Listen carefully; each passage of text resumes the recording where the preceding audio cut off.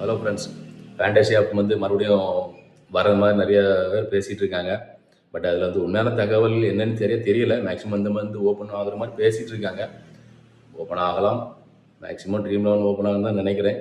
நிறைய பேர் வெயிட் பண்ணிட்டு இருப்பீங்க, நிறைய பேர் விளையாடிருப்பீங்க முன்னாடி. மறுபடியும் ஓப்பன் ஆனால் கண்டிப்பாக சந்தோஷப்படுவீங்க. ரொம்ப நிறைய பேர் பார்க்கலாம். எந்த அளவு உண்மைன்னு சரியாக தெரியல. மேக்ஸிமம் ஜனவரி 21 இந்த மாதிரி ஓப்பன் ஆகலாம்னு மாதிரி பேசிகிட்டு இருக்காங்க.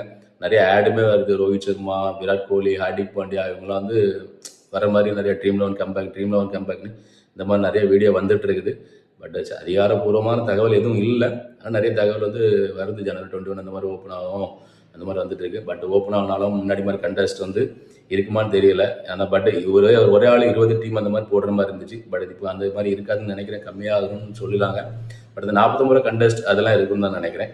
பார்க்கலாம் இதில் எந்த அளவுக்கு உண்மை இருக்குன்னு சரியாக தெரியல. மேக்ஸிமம் ஜனவரியில் ஓப்பன் ஆகிறது மாதிரி பேசிகிட்டு இருக்காங்க.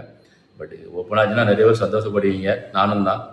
அதனால் பார்க்கலாம் ஃபேண்டசி ஆப் ஓப்பன் ஆகுதா இல்லையான்னு. நீங்கள் கருத்து தெரியுங்க. ட்ரீம் லெவன் வேணுமா வேண்டாமான்னு.